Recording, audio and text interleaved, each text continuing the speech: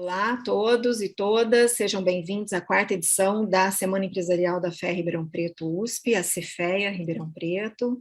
Eu sou Simone Galina, sou professora de inovação aqui na FEA, e eu gostaria de apresentar o Pedro Weingarten, que é empreendedor, é cofundador de várias empresas, atualmente ele é o CEO da ACE, creio eu que a principal, uma das principais aceleradoras de startup da América Latina.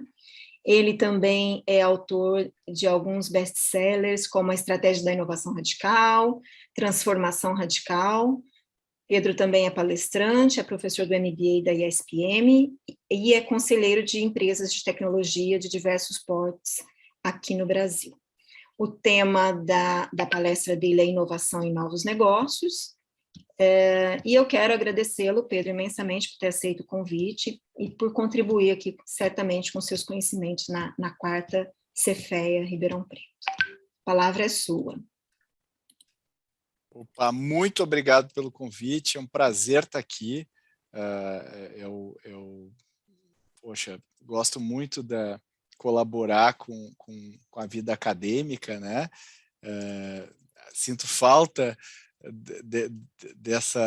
disso no meu dia a dia, né? Porque infelizmente eu não consigo me dedicar tudo que eu gostaria, né? Para o meio acadêmico, mas é uma coisa que me alimenta muito e que eu espero continuar fazendo enquanto eu conseguir, né? Porque é uma atividade que eu acho que me recompensa muito.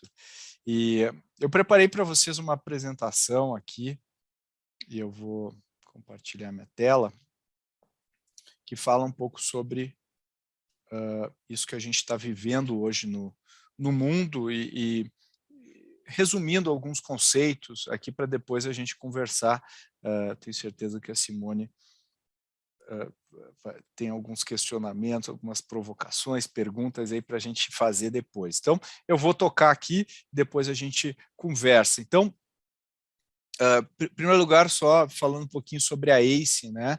A ACE, ela tem aí, já vai fazer 10 anos no ano que vem, é uma empresa, uma holding, né? A gente tem dentro dela um braço de investimentos, chama ACE Startups, e já temos aí uma trajetória de sucesso bem interessante. A gente tem a ACE Cortex, que é uma empresa de consultoria e inovação. A gente atende aí mais de 100 corporações no Brasil e no mundo, aí mais de 10 países que a gente atua hoje.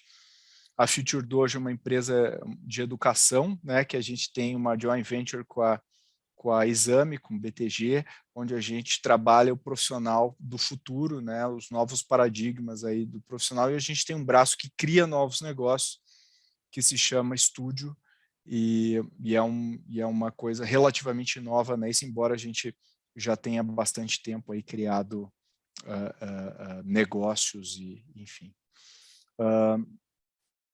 A gente, né, sobre o Cortex, né, como eu falei, a gente geralmente ajuda os negócios em canais, na parte de como desenvolver novas frentes de receita, como explorar novos horizontes aí de geração de negócios e também para transformar o negócio principal, né, são as coisas que a gente tem trabalhado. Então aí, como eu falei, bastante gente, tudo que é setor, empresas brasileiras internacionais, a gente já está em 15 países aí atuando hoje e começou aqui na ACE, né? E eu queria começar mostrando esse gráfico aqui para vocês, um gráfico que a gente gosta muito de mostrar aqui, porque ele mostra que as empresas estão reduzindo o seu ciclo de vida, né? Esse aqui é o dado da S&P 500, que mostra uma média de 7 anos, né? Uma média móvel, que mostra a taxa de sobrevivência das empresas ao longo dos anos. E se a gente for olhar, as empresas, em média, em 2025, vão viver cerca de 14 anos. Uma empresa de grande porte vai viver cerca de 14 anos.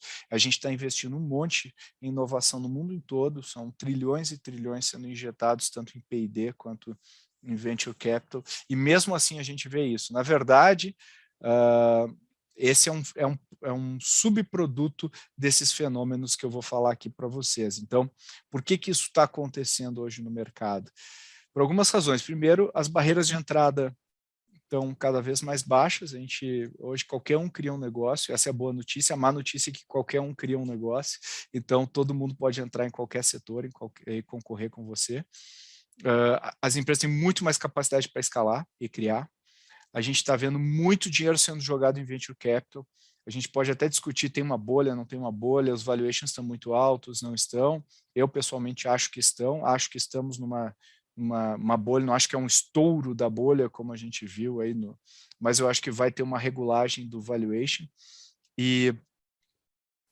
Só que, independente se o valuation está esticado ou não, o fato é que a gente está jogando muitos milhões, bilhões de dólares em inovação, né, para empreendedores criarem coisas novas. Então, isso também está fazendo esse dinamismo acontecer.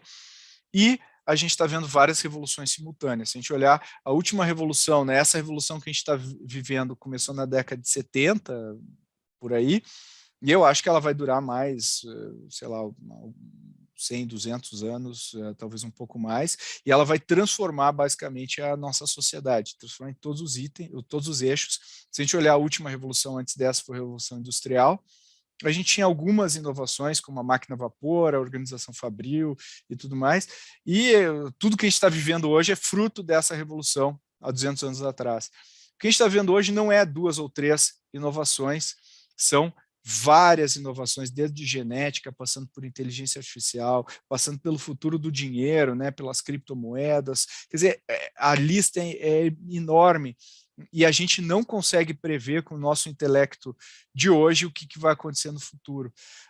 E um exemplo disso, se a gente pegar alguns negócios, né, pega o Tinder, por exemplo, que é uma ferramenta para encontrar pessoas. O Tinder, ele só é possível porque ele é a confluência da mobilidade, da geolocalização, da conectividade com a banda, né? Todo mundo tem um smartphone hoje em dia, da inteligência artificial que permite fazer o match de pessoas. Isso impacta setores não relacionados. E isso que é uma coisa que a gente está vendo. Então, ele impacta setor de bares, setores de restaurante, onde as pessoas vão para se conhecer, ele impacta casas de shows. O outro exemplo é a Netflix, que é um negócio que todo mundo tem em casa hoje, ou quase todo mundo tem em casa. Ele usa conectividade, usa inteligência artificial, aparelhos, né, para a gente conseguir tocar, né, rodar a Netflix nas nossas casas, que até pouco tempo atrás tinha que plugar o computador aí numa placa, no HDMI. E meio de pagamento que possibilita que a gente pague todo mês a assinatura no cartão. Agora, isso impacta os cinemas, impacta a TV aberta, TV a cabo, impacta o mercado publicitário. Quer dizer, a gente vê o efeito da Netflix não se restringindo a um quadradinho, né? Isso a gente vê no mercado da música também. O mercado da música foi completamente reconstruído. Se você olhar de 10 anos, de 20 anos para cá, a música era basicamente CD, e hoje ela é outro negócio, né? Depois teve a pirataria no meio do caminho, com o Napster, e depois os serviços de streaming recompuseram completamente esse segmento. E isso a gente pode olhar para todos os setores que estão sendo impactados pela inovação, algo parecido, não necessariamente nesse tempo, mas algo muito parecido com isso.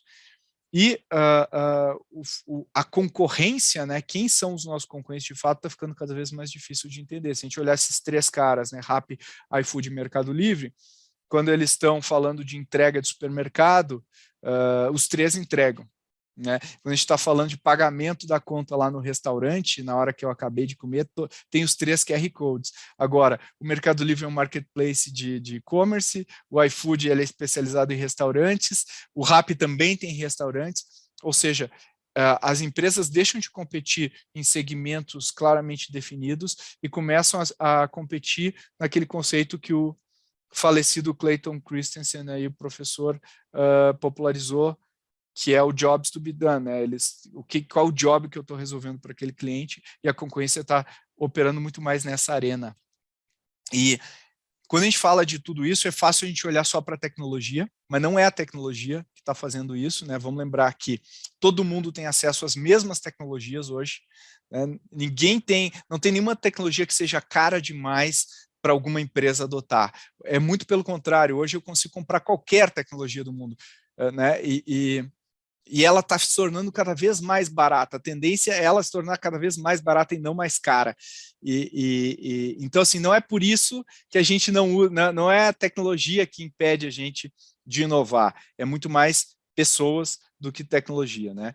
E aí a gente se pergunta como responder a tudo isso, como que as empresas podem responder a tudo isso que está acontecendo hoje, e aí vem muito da nossa pesquisa, do que a gente aprendeu no campo, né? Eu gosto muito dessa frase do Alan Kay, que era o cara do PARC, que era o laboratório da Xerox de inovação, e ele fala essa frase, tem gente que atribui ao Peter Drucker, tem gente que é, sei lá, pode ser ele, posso dizer que é a Clarice Lispector também, mas eu gosto, pela minha pesquisa, eu acho que é o Alan Kay, e ele fala isso, né? Não adianta a gente pegar as tendências e achar que a gente vai executar as coisas nas tendências. Hoje, a gente está num momento em que a gente cria as tendências, né? Não tem mais tem possibilidades mais do que tendências, tem possibilidades e problemas, e a gente tem que ter essa cabeça de criar, e eu acho que esse é um momento muito único da nossa história, coisa que os nossos filhos e netos provavelmente não vão viver exatamente esse momento impressionante que a gente está hoje. A gente não se dá conta disso, mas os livros de história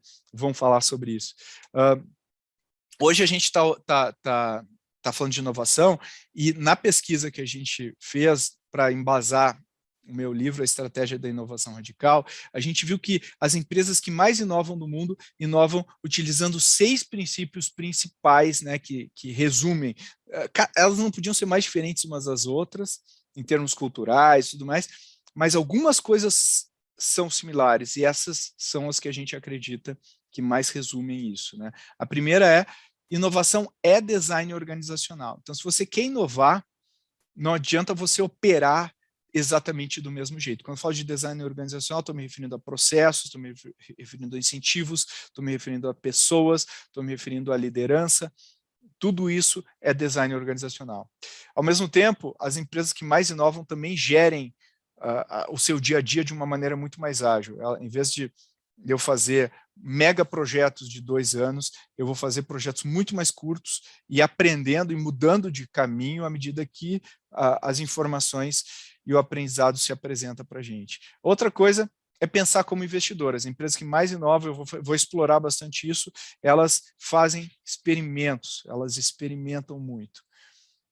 Matar o seu próprio negócio, que é, a gente sabe onde o dinheiro está e a gente tem que pensar onde o dinheiro vai estar.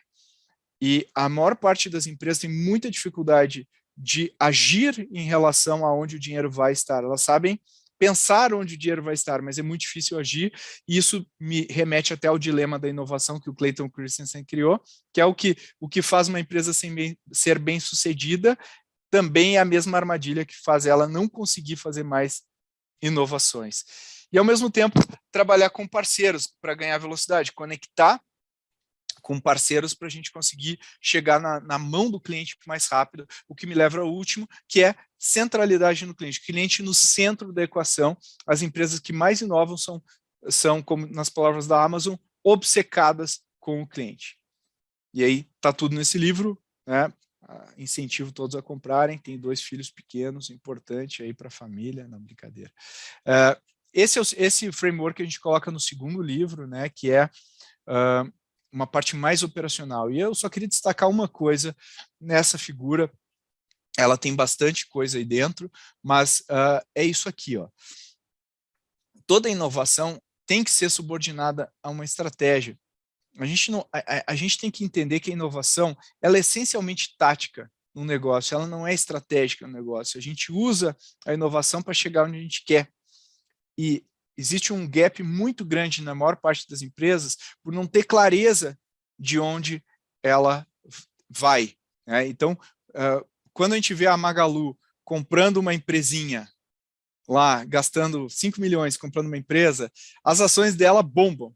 Quando a gente vê uma empresa, às vezes, comprando uma empresa por 300 milhões de reais, a gente não vê a ação mover nada. Por quê? Porque as pessoas identificam que a aquisição que a Magalu fez está alinhada à estratégia dela, quando a gente vê que talvez não aconteça a mesma coisa com esse outro caso. O que me leva a pensar que hoje, né, se a gente antigamente conseguia surfar em uma inovação que eu fiz, né? Quer dizer, eu fiz uma inovação e eu estou ganhando dinheiro em cima dela. Hoje em dia isso não é mais possível, pelo menos não é possível durante um tempo estendido de tempo. Então, o que isso significa? Significa que a organização precisa entender a inovação não como um evento, mas como uma competência corporativa que ela tem que exercer para conseguir perdurar, para ela conseguir ser longeva. Então, falando em centralidade do cliente, vou dar alguns exemplos para vocês do que está acontecendo no mercado e o tamanho dessa revolução que a gente está vivendo hoje. Então, a gente pega o exemplo da Disney Plus. Disney Plus é uma iniciativa da Disney de streaming, né, de colocar o conteúdo na mão dos clientes, e é a primeira iniciativa da Disney de contato direto com seus clientes depois dos parques. E se a gente entender que esse é um negócio que perde dinheiro no curto prazo, a gente, olhando a estratégia da Disney, entendendo que a Disney tem um flywheel, que é ela consegue monetizar uma propriedade intelectual de forma que nenhuma outra empresa consegue fazer igual, a gente vê que o Disney Plus pode ser uma estratégia para alavancar o valor da Disney para outros patamares. A mesma coisa a Nike parou de utilizar parceiros de distribuição, varejistas, há algum tempo, como estratégia core. Ela está perseguindo cada vez mais uma estratégia que a gente chama de direct to consumer, que é vender direto para o consumidor final. Hoje, mais de 1/3 das vendas da Nike são direto para o consumidor final. Ela tem mais acesso nos seus sites do que os sites dos principais varejistas de roupa hoje do mundo. O iFood, ele assumiu o relacionamento com os clientes e tirou os restaurantes da equação, quer dizer, ele basicamente monopolizou a relação com os clientes, e eu sou mais fiel hoje ao iFood do que a um restaurante específico.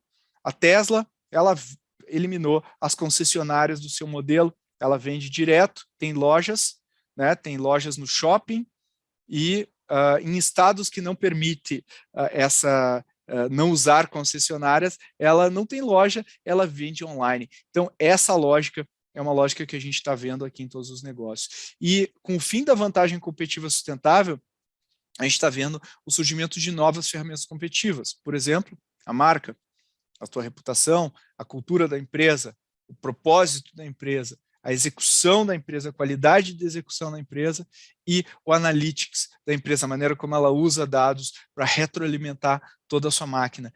O que era soft virou hard. E é isso que a gente está vendo hoje no mundo dos negócios.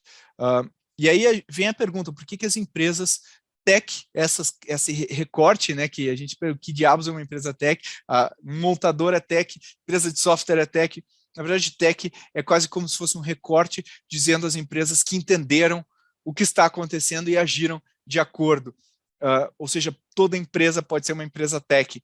E eu acho que o melhor exemplo disso é como uma startup pensa. Então, normalmente, a gente acredita que os planos são lineares, a gente sabe que, na realidade, eles são muito mais complexos do que isso, e as startups usam as metodologias ágeis, elas conseguem aprender com testes e rodar isso, né? Quer dizer, em vez de se preocupar em cometer erros, ela basicamente se preocupar em rodar experimentos usando essa metodologia aí do Build, Measure, Learn, né? De construir, colocar na rua, olhar o feedback do cliente, aprender, ajustar e rodar esse ciclo eternamente. Então, a principal resposta para essa pergunta é experimentação. Para responder a pergunta do que essas empresas fazem, é experimentar. Elas experimentam numa taxa muito superior à média do mercado, e aí vale a pena a gente falar a diferença de experimentação e erro.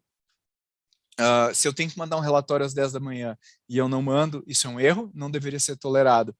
Se eu estou criando uma nova maneira de chegar até os meus clientes, e eu nunca fiz antes, e eu testo isso, e não resulta em nenhuma venda, isso é um experimento. No experimento não existe certo ou errado, existe o aprendizado derivado desse experimento. Então, existem experimentos, existem erros. A gente deveria incentivar os experimentos, né? E não o contrário.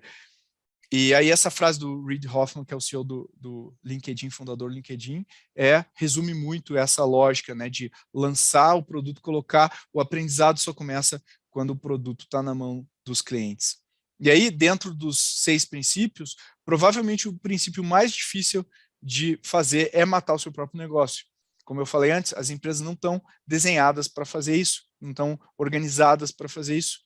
Então, idealmente, o que a gente quer é ter uma tese, olhar na direção dessa tese de futuro do que a gente acha que vai acontecer no mercado e criar experimentos na direção, no caminho que a gente quer, né? Então, esse funil aqui mostra que, apesar de parecer mais arriscado fazer experimentos, é menos arriscado, porque eu só vou colocando dinheiro à medida que os experimentos se provam, ou seja, os experimentos têm que ser baratos e eles têm que ser rápidos. Outro elemento importante que eu gostaria de destacar é a visão. A maior parte dos negócios que conseguem esticar a corda da inovação tem uma visão de onde eles querem chegar. Eu acho que essa frase resume muito, né? O que a gente acredita que o restante do mercado não necessariamente acredita. E aí a gente pode ter alguns exemplos. O Elon Musk fala que vai colonizar Marte e hoje a gente já está quase acreditando. A gente pegar o Howard Schultz aí do Starbucks, ele, poxa, pegar um modelo de café italiano e transformar em fast food nos Estados Unidos é uma coisa difícil, assim como a Arianna Huffington, que acreditava que blogs conseguiam competir com meios de comunicação tradicionais, e hoje a gente está vendo que o nível de confiança que a gente tem nos meios de comunicação tradicionais estão baixíssimos hoje. Outro elemento é a orientação a dados. Normalmente a gente toma decisões que eu chamo de decisões indutivas, ao invés de decisões dedutivas. O que significa isso? Significa que eu vou ter uma reunião com a diretoria, em vez de levar dados para a gente discutir, eu quero aprovar o meu projeto e eu vou preparar um projeto super elaborado e eu vou usar todos os dados que eu tiver para justificar a aprovação daquele projeto. Eu estou usando os dados para induzir uma determinada decisão, em vez de olhar os meus dados, olhar o que está sendo gerado e falar o que eu posso aprender, que insights que eu posso tirar com os dados que estão aqui. Então, nessa escala aqui do meu amigo Capra, de como a gente pode utilizar os dados, eu acho que as empresas que mais inovam sempre buscam tomar decisões, olhar, e é claro, sem esquecer o lado, né, eu sempre falo que é a arte e a ciência. Então, a gente tem que cuidar da parte da arte, que é a criatividade e tudo mais, mas também a ciência, que é o método, e é tomar as decisões aí orientadas a dados. E por último, para fechar, para a gente começar o debate aqui com a professora Simone, eu vou fazer alguns pensamentos aqui para fechar sobre tudo isso. Eu acho que o primeiro deles é, às vezes a gente fica muito preocupado com a estratégia do projeto e o projeto que a gente precisa executar, e a gente coloca muito pouca energia e muito pouco foco em quem vai tocar esses projetos. Isso é muito importante, e eu colocaria exatamente o mesmo esforço em decidir o time e dar autonomia e preparar o time que vai tocar o projeto. Outra coisa é o que eu já falei, ter clareza na estratégia do negócio é fundamental. Se a gente não sabe para onde a gente está indo, como que eu vou criar um projeto de inovação que responda a isso, né? Paciência e pressa ao mesmo tempo, que é uma coisa interessante, porque ao mesmo tempo que a gente tem que ter pressa na execução do dia a dia e disciplina e fazer as coisas andarem, a gente tem que ter paciência na construção do negócio. Olhar, entender que isso é de longo prazo, entender que eu estou colocando um tijolo depois do outro para construir a catedral. Então, é a combinação de pressa e paciência, e ao mesmo tempo também saber conviver com paradoxos e com ambiguidade. Se eu não sei conviver com ambiguidade, é muito difícil inovar, porque se eu tenho meu negócio principal, que é X, e eu crio um negócio adjacente que talvez canibalize o X, 90% das empresas vai parar com esse negócio adjacente. Se a gente sabe conviver com ambiguidade, entende para onde a gente está indo, fica muito mais fácil lidar com tudo isso. E por último, saber escolher o que eu copio e o que eu inovo. Às vezes a gente quer inovar tudo, só que nesse mercado talvez faça muito mais sentido inovar em uma ou duas coisas do que inovar em tudo e gastar uma energia brutal da companhia. Então, saber diferenciar as duas coisas também é algo super importante. E é isso. Queria agradecer aqui e já paro de compartilhar a tela para a gente conversar, professora Simone. Maravilha, Pedro. Quanta coisa você falou nesses minutos, 20, 30 minutos, não sei. Eu queria começar pelo final, só para fazer uma reflexão, na verdade, assim, te usar para essa reflexão. Você falou das decisões indutivas e dedutivas, né? E, na verdade, o que a gente vê, por exemplo, empresas brasileiras, né, as grandes empresas, vamos sair um pouquinho do mundo das startups e tentar entender empresas brasileiras e a inovação que essas empresas brasileiras fazem, né? A gente não consegue enxergar inovações radicais nesse grupo empresarial. Mesmo as startups que, enfim, é claro que tem as exceções, eu acho que aqui no Brasil, produtos inovadores, realmente de alta tecnologia, ou que sejam radicais, né, produtos ou serviços, eles são mais para exceção do que para uma regra mesmo na construção de novas empresas, ou de startups, ou pensando nas grandes empresas, então, muito menos. Como é que você vê isso, Pedro? E como a gente, se você concorda, né, com essa reflexão, e assim, ligar isso com esse pensamento e decisão indutiva e dedutiva, será que é aqui que a gente tem tentando minimizar nossos riscos? Será que é aqui que a gente está errando, a gente, no modo geral, as empresas no Brasil? Eu acho, Simone, que tem é um conjunto, né? Sempre é um problema multifatorial, né? Eu acho que quando a gente enxerga as corporações tradicionais, eu acho que realmente tem muito pouca inovação que seja realmente fora, né? Aquela inovação que a empresa está virando transatlântico numa direção específica. São raras e honrosas exceções que a gente tem aqui de ousadia corporativa. Eu acho que uma das causas disso é muito o papel do executivo nesse contexto, porque qual que é o incentivo que os executivos têm para fazer apostas tão grandes que podem colocar em risco as suas carreiras nesse ambiente corporativo? Então, acho que tem um desalinhamento nessa questão dos incentivos em relação aos executivos. Quando a gente pega uma empresa de dono, uma empresa que tem alguém, não, a família fundadora, ou são founders que mais ousados, eu acho que tem essa característica um pouco mais arrojada de tentar criar coisas novas e tal. Mas o que eu vejo muitas vezes é uma aposta muito leve nas tendências, nas teses. Então, a gente acha que o futuro é esse. Legal. Então, nós vamos criar um grupo que vai fazer projetos nesse futuro aqui.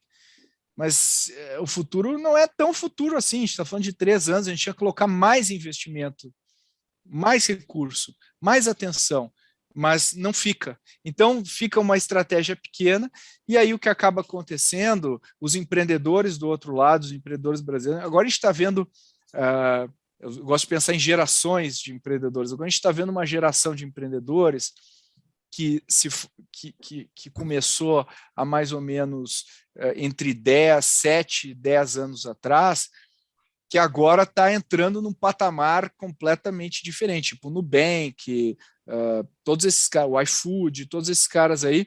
Chamados unicórnios brasileiros, chamados, né? Exatamente. Geralmente, se você olhar esses caras, eles estão numa arena de ineficiências que a gente tinha no contexto brasileiro pela falta de competição. Então, quando olha lá, quando o regulador, né, o Banco Central, começou a abrir o mercado financeiro, e a gente começou a botar competição ali, a gente vê que os serviços bancários que a gente tinha acesso eram de muito má qualidade para o consumidor final, eram serviços que não privilegiavam o cliente. Quando ele abriu a porteira, o Nubank explorou um gap muito grande de satisfação que tinham entre os clientes. Então, ele não fez uma inovação muito grande, além de um atendimento superior, claro, tem muita tecnologia, mas é principalmente olhando essa ineficiência no mercado, assim como o iFood também é uma ineficiência. Agora, a Stone também, né, penetrou muito forte no mercado, também usando muito offline, usando distribuição física, local, para fazer o crescimento da empresa. Mas agora a gente está vendo uma geração, se a gente olhar agora a safra aí de 5 a 3 anos atrás, a gente já está vendo empresas que não estão mais só explorando ineficiências, mas estão colocando coisa nova no mercado. Então, se a gente for olhar como o mato era muito alto, era normal que as grandes empresas, os grandes unicórnios, aproveitassem as coisas que eram obviamente gaps no mercado. Ainda existem vários desses, vários gaps. Mas agora a gente está vendo gerações, isso com a enxurrada de capital que a gente está vendo nesse setor, deve abrir muito as portas para mais e mais e mais inovação, que eu acho que vai ser assim, brutal nos próximos 10 anos no Brasil. Ótimo. Eu gosto de gente otimista. Vindo do mercado, não é? Vindo de quem investe de fato nessas... Tem que ser, tem que ser. Empreendedor tem que ser otimista, senão não tem como empreender. De fato. Você comentou também sobre, vou fazer um gancho com essa nossa conversa de agora. Você comentou também de parcerias, não é? Você não fala parceria, você usa para trabalhar com parceiros, é o termo que você usa ali naqueles 6 pontos, nas 6 dimensões que você focou bem da inovação radical. E um tipo de parceria específica, assim, que me interessa muito e que eu gostaria muito de né, saber a sua opinião do ponto de vista de uma aceleradora, de um investidor, de alguém que está exatamente intrincado nesse mundo, é essa das grandes empresas consolidadas, montando aceleradoras empresariais, né? É um modelo que não é brasileiro, mas que chegou no Brasil muito fortemente, talvez nos últimos 3, 4 anos, e hoje a gente vê, né, muitas empresas se aproximando das startups e desse poder das startups de inovar, né, da flexibilidade, dessa capacidade dessas pequenas empresas nascentes em olharem, né, esse ambiente de uma forma mais com a inovação mesmo, né, com a vontade, o empreendedor por trás. Então, elas criam as aceleradoras empresariais, esses ambientes, para se aproximarem das startups ou do mundo né, em que esses empreendedores vivem. Como é que você vê, como é que você tem acompanhado esse tipo de aceleradora, né, e a parceria entre elas, a grande empresa e a startup por meio desses processos de aceleração? Bom, eu acho que não só aceleração, né, Simone? Eu acho que a gente está vendo aí grandes empresas também criando fundos, né, para investir e criando realmente estruturas para conseguir lidar com essas startups. A grande maioria das grandes empresas não sabe lidar com startups e está aprendendo, muita gente está aprendendo, mas é uma boa opção você, aproveitando a proliferação de empreendedores e startups que a gente tem no Brasil, especialmente se você não tem como inovar com a velocidade que o mercado exige, você pode formar parcerias com esses empreendedores. E aí acho que vale a pena, quando a gente fala de inovação aberta, distinguir, né, daquela inovação que é de dentro para fora e de fora para dentro. Ou seja, aquela que é de dentro para fora é quando eu tenho um produto ou alguma coisa que eu preciso levar ao mercado e eu faço parceria com ou compro, ou invisto, ou o que quer que seja, com alguma outra empresa que consegue me levar para esses clientes. É o caso, por exemplo, de sei lá, de uma empresa de cosméticos fazendo parceria com a Rappi, que tem o canal, então uma inovação de dentro para fora. A inovação de fora para dentro é aquela que eu não tenho esse produto, eu não tenho essa capacidade e eu trago alguém para me ajudar a fazer isso acontecer. Essa é um pouco mais rara e é um pouco mais difícil de lidar, porque daí eu teria que cuidar da distribuição e levar esse produto até o meu cliente. Só que os meus mecanismos para fazer isso acontecer são bem inferiores normalmente, Porque, imagina, se eu sou uma empresa de energia elétrica, uma distribuidora de energia elétrica, e eu tenho lá milhões de clientes. Na verdade, eu não tenho milhões de clientes, eu tenho milhões de pessoas que pagam a luz todo mês e recebem uma conta e têm débito em conta. E essas pessoas recebem uma conta em papel lá na casa e elas nem olham para a conta. Então, elas não têm uma relação com a empresa. Então, às vezes, a tese de eu levar essa inovação para os meus clientes, falta o canal para distribuir isso, para ativar os clientes, para conseguir fazer com que as coisas aconteçam.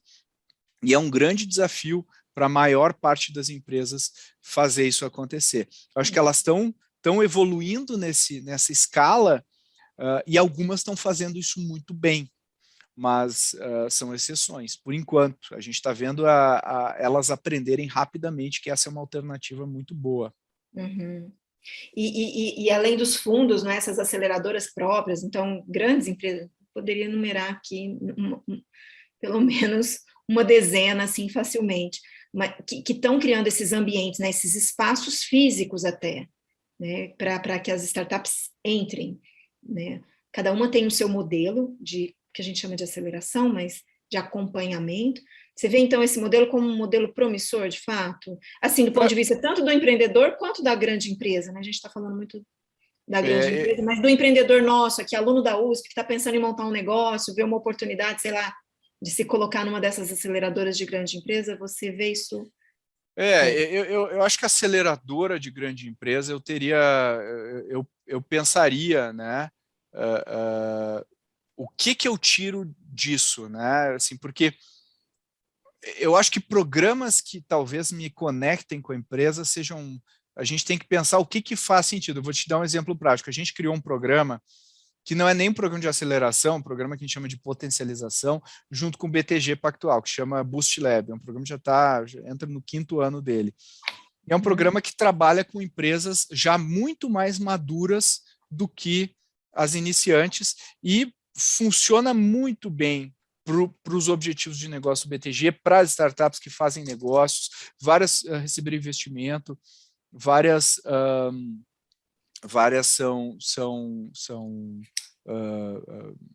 fizeram parcerias, né, se tornaram fornecedoras do banco. Então, acho que vale avaliar muito se faz sentido para os empreendedores pelo momento que eles estão e o que eles tiram dessa relação com as empresas, né? Então, a gente acredita muito nisso ser muito bem feito, muito bem estruturado. E esse programa, ou o Boost Level, ou um programa que você acha exitoso, assim, que você olha e fala, poxa, esse é um programa que vale a pena do ponto de vista do empreendedor entrar, é aquele que faz a empresa nascente se conectar efetivamente com a grande empresa, ou com problemas que eventualmente a grande empresa vê, não tem flexibilidade, enfim, tem toda, né, um enrijecimento da estrutura ali para lidar com a inovação, ou aquilo que você falou, é o risco muito grande, então não banca a inovação, né, esses líderes. Então, esse é um programa bom, que te conecta aos problemas e você, startup, consegue ter flexibilidade para isso? Sim, o problema é que ele não pega startups nascentes, ele pega startups já bem mais maduras. Eu diria que para startups nascentes, eu não aconselharia entrar num programa corporativo, assim, de cara, porque o interesse da empresa é diferente do interesse dos fundadores da startup. Eu tentaria buscar um programa independente, me cercar de mentores e chegar até um patamar onde talvez possa fazer sentido essa conexão. Eu iria procurar as corporações quando eu já tivesse num estágio um pouquinho mais avançado, não muito, não precisa ser muito, mas já com alguma receita, com alguma... E aí possa fazer sentido. Mas é sempre importante avaliar quanto tempo que eu vou investir nesse programa versus o retorno que ele vai me trazer. Certo. Vamos pensar então um pouquinho na ACE e você contar para a gente um pouco de dentro da ACE. Quantas startups vocês têm investido? Qual que é o número de exits que vocês têm? Legal. A gente hoje já investiu em mais ou menos 130 empresas. A gente já teve 23 saídas, 23 exits, né, no mercado. E a gente não tem mais um programa de aceleração físico A gente tem uma plataforma online que ajuda empreendedores, tem mais de 3.000 empresas, 3.000 startups acelerando nessa plataforma, e, e, e, e a gente está vendo com ótimos olhos o que tem acontecido, né, nesse ecossistema nos últimos anos. A gente acredita que a gente vai continuar investindo cada vez mais empresas, esse é o nosso caminho, e a gente acredita que a gente só está no primeiro degrau do mercado, né? Ainda nem subimos no segundo. Ah, é? Nossa, maravilha. Empreendedor é... E, Pedro, vocês, que tipo de negócio, assim, estágio de desenvolvimento, tem um setor específico, ou que característica do empreendedor? A gente Para gosta... estar entre essas 3.000 aí, vamos supor que os alunos aqui... Lá é livre, acelerar. é gratuito, é só entrar lá, se chama Growthaholics for Startups. Growthaholics é a nossa plataforma de conteúdo. Okay. É só entrar, Growthaholics for Startups, e se cadastrar, é livre, grátis, está todo o conteúdo lá aberto para todos os empreendedores. Mas as empresas que a gente investe de fato, a gente busca alguns setores específicos, a gente gosta muito, a gente é bem agnóstico em relação a segmento, embora a gente goste de alguns são agro, a gente gosta muito de agro, a gente gosta muito de finanças também, fintech, a gente olha bastante, saúde, a gente olha bastante, e recentemente a gente tem olhado com muito carinho a educação. Coincidentemente, são os setores que a gente tem muita proximidade aqui pelo campus da universidade, né? E pela posição de Ribeirão Preto. Perfeito. Então, a Supera, que é a incubadora tecnológica aqui da USP no campus de Ribeirão Preto, essas são justamente, exceto finanças, mas saúde, educação e um pouquinho de agro também, a Supera acaba tendo essa predileção também de segmento. E aí, se o empreendedor tiver interesse, há estágios de... Precisa ser... Para entrar na aceleradora, qualquer um pode entrar, qualquer estágio. Para apresentar o seu negócio aqui para esse, a gente ouve tudo, mas a gente gosta já de negócios que já estão rodando, que já tem alguma receita. Esse é o único critério que a gente tem. E agora, mais recentemente, a gente lançou o Estúdio, que é o nosso braço de desenvolvimento de novos negócios. A gente cria também. E muitas vezes, e assim, para criar, a gente sempre faz uma parceria com os empreendedores. Então, às vezes, tem empreendedores que já ou querem explorar isso, querem olhar, também podem se inscrever para criar negócios junto com a Ace. A Ace, como cofundadora desses negócios, está sendo bem interessante também. Interessante. E tudo isso tem no site da Ace? Tem no site, basta entrar lá, você consegue ver tudo. E a gente, nossa, quem quiser, assim, espaço para talento a gente tem em todas as áreas, desde empreendedores que estão lá já com o negócio faturando, a gente quer olhar, empreendedores que querem criar um negócio com a gente quer olhar, e gente que quer entrar no mercado de inovação, a gente também quer olhar. A gente também tem demanda para profissionais para entrarem nos nossos projetos de consultoria, para entrar até mesmo nas startups do nosso portfólio. Então, talentos aí, a gente está sempre de braços abertos. E quando você fala profissional de inovação, você está pensando só em profissionais, cursos ligados à tecnologia, engenharia, né? Administração também, que pense qualquer na gestão curso da inovação, qualquer curso. A gente tem desde advogados, biólogos, não interessa a idade, a gente tem pessoas de 60 anos, a gente tem pessoas de 19 anos, a gente tem... A porta é aberta para todo mundo que gosta de inovação, que já tem alguma experiência legal, interessante, que pode contribuir. E experiências diversas são sempre o que a gente busca. A gente gosta de gente de tudo que é background aí, porque enriquece. Inovação precisa disso, né? Sem dúvida, a diversidade é uma das bases, né, ali Exatamente. Conseguir, né, sair do senso comum. Bom, então pensando nesse jovem aí, os nossos alunos aqui da FEA, da graduação, ali pelos 19, 20 anos, Que habilidades, especialmente as soft skills, você sugere, se você acredita que eles deveriam cuidar para desenvolver nesse período aí de faculdade ou um pouquinho depois, e como que eles poderiam fazer isso, Pedro? Bom, em primeiro lugar, eu acho que eles têm que ter um pouco de paciência, né? Os jovens, às vezes, querem ser, né, fazer tudo em 3 anos, e é uma jornada, tem que ser uma jornada.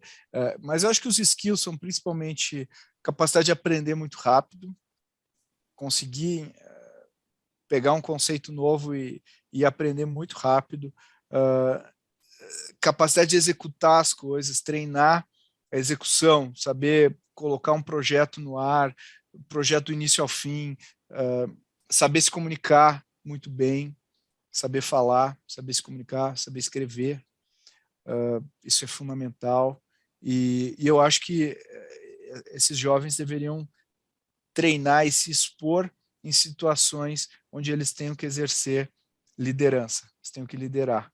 Eu acho que isso vai treiná-los desde cedo para esse paradigma. Porque eu não falei nenhum hard skill aqui, né? Só falei soft, porque é isso que importa. O hard a gente aprende. Se a pessoa sabe aprender rápido, o hard skill ela vai aprender, né?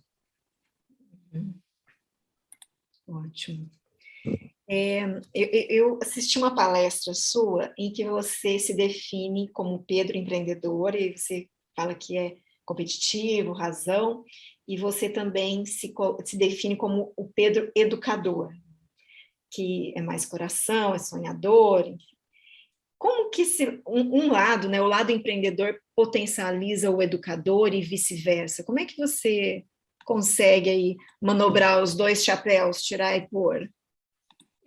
Eu acho que assim, eu sou o Pedro educador, acima de tudo, né? E tudo que eu faço, quando a gente vai liderar, a gente tem que usar esse software aí de educador, quando a gente, no dia a dia, a gente tem que usar tudo que a gente aprendeu como educador, e eu acho que quando eu fiz as pazes com isso, entendendo que eu sou, no final do dia, educador, gosto de transmitir, por isso que eu estou aqui, inclusive, eu acho que isso faz a gente ter mais ligação com o que a gente gosta, com o nosso propósito. E, claro que a forma que a gente vai educar, a forma que a gente vai passar, eu acho que está mudando, vai mudar cada vez mais, mas isso não quer dizer que a gente não deixe de ser educador, e enquanto eu conseguir, como eu falei lá no início, eu vou continuar tentando transmitir, compartilhar e ajudar aí quem foi jovens, mas não necessariamente só jovens, é todo mundo que está a fim de se reinventar, que é o meu propósito. E assim, em nome da universidade, da faculdade, eu já deixo o convite, você está super bem-vindo a estar com os nossos alunos, enfim, estar conosco aqui nesse ambiente que é, né, ambiente de educação, mas é um ambiente bastante rico e diverso, cada Eu vez adoro. mais a universidade diversa, né, o que é bom, a gente está tendo entrada de alunos, assim, uma diversidade bastante grande, muito, muito interessante. Eu acho que isso enriqueceu ainda mais o nosso ambiente aqui nos últimos anos. Então, super convidado, viu, Pedro? Vai ser um prazer. Eu adoro interagir com quem está com fome de fazer coisa nova, então vai ser um prazer. Aqui a molecada tem fome de aprender e de construir, de transformar, viu? Acredite. Boa. Bom, eu tenho ainda alguns minutinhos, eu vou fazer uma pergunta específica sobre um tema que também eu vi em uma de suas falas, né, um de suas palestras, que é uma característica da cultura brasileira de acreditar num salvador, né? A sua frase foi: não existe uma bala de prata que resolva sua empresa. E ela me chamou muita atenção porque a gente vê em várias, né, em várias dimensões dessa cultura brasileira estar aguardando por um salvador, né? Alguém que vai me tirar, que vai salvar minha empresa, que vai resolver minha vida. Como é que a gente constrói uma educação empreendedora, né, pensando nesse seu lado, Pedro empreendedor, que possa, então, minimizar essa característica enraizada da nossa cultura? Eu acho que é uma questão também de autoestima, da gente entender que a gente pode, que a gente consegue, a gente fica consumindo conteúdo e ideologia de terceiros, dos americanos e tudo mais, que eu acho tudo bem, tem muito que aprender, mas eu acho que a gente tem que criar um modelo próprio, e a gente fica achando que vai ter alguém que vai... Ninguém vai nos salvar, a gente vai ter que nos salvar. E eu acho que a gente está vivendo um momento um pouco perigoso nesse aspecto, porque existe uma corrente ideológica um pouco fatalista, um pouco que fala que não, olha, não tem jeito, tem como sair dessa, tem um problema, e eu acho que a gente tem que lutar contra isso. A gente fala, não, a gente não tem que se conformar com as coisas, a gente não pode se conformar com isso, a gente tem que conseguir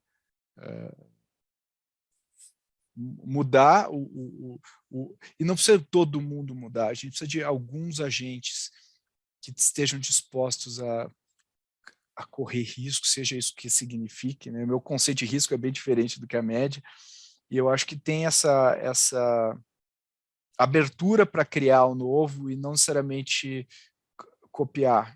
O que a gente vai fazer? Vamos criar um movimento, vamos criar, vamos transformar. Inclusive, o tema do meu livro que eu estou escrevendo agora é justamente sobre isso, sobre é um chamado para que as pessoas se disponham a criar, a colocar as coisas no ar, seja qualquer coisa, seja ONGs, seja um blog, seja uma empresa, qualquer coisa, a gente precisa de mais gente que se disponha a criar no Brasil e criar o seu próprio sonho, a sua própria visão, o seu próprio propósito, e não consumir necessariamente propósito de terceiros. Inovação, né? É a base. Inovação, Tá é a falando base. É a base. Inovar. E inovar também de modo geral, né? Ao invés de De modo geral. aguardar, né? Isso aí. Aguardar isso aí. Que alguém faça por. Fantástico, Pedro. E a última pergunta, então, é pós-Covid, né? Pós-pandemia. Que mundo temos agora? Que dores as empresas de tecnologia têm, as que criam tecnologias, que usam tecnologias?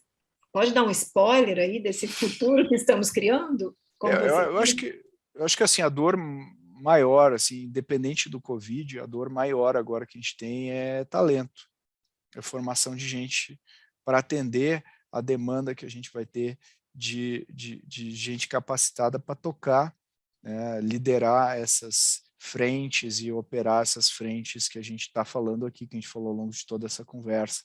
Então tem um gap muito grande de talento hoje. Não estou falando só de programadores, estou falando de talento, tudo que é área. E eu acho que essa é também uma oportunidade muito grande para todo mundo, né? E ainda mais num país onde tem um monte de gente que está fora dessa discussão que a gente está tendo aqui, o que é uma missão nossa de trazer essas pessoas para esse lado, né? Para não ter quase que um muro que divide entre as pessoas que estão nesse grid e as pessoas que não estão nesse grid. Eu acho que a gente tem uma obrigação também social, e ninguém vai fazer isso pela gente, de trazer as pessoas, de ajudar a educar as pessoas, e aí talvez tenha gente que encontre o seu propósito nessa linha. Então, acho que é meio perigoso a forma de pensar que a gente está tendo hoje, mas eu acho que pós-Covid, mais do que nunca, a gente precisa de gente disposta a construir, a criar coisa nova, a fazer o que precisa ser feito. Eu acho que, assim, como um efeito talvez de segunda ordem do Covid, a parte de espaço físico, corporativo, o pessoal está questionando muito se precisa todo esse espaço, pessoas por metro quadrado, a equação está mudando, e eu acho que essa é uma frente que está sendo endereçada também e vai mudar bastante a lógica do mercado imobiliário nessa área. Certo. Quem sabe novas oportunidades aí também, né, para novas Sem empresas. Pedro, não tenho como agradecê-lo, assim. Muito obrigada pela sua abertura, pelo enriquecimento da sua fala, pela facilidade de te fazer pergunta e obter respostas. Então, assim, pelo compartilhamento mesmo de conhecimento que você trouxe agora para a gente aqui neste momento, e para os alunos, né, primordialmente, que vão assistir. Poxa, Eu que agradeço o convite, espero que tenha ajudado aí alguém e fico sempre aberto aí, espero que o pessoal nos procure, fico ansioso aí para esperar o pessoal bater aqui na nossa porta. Muito obrigada. Então tá lá, pessoal, o convite, vá no site da ACE, procure informações e, enfim, conectem-se. Conectem-se. Obrigada, Pedro.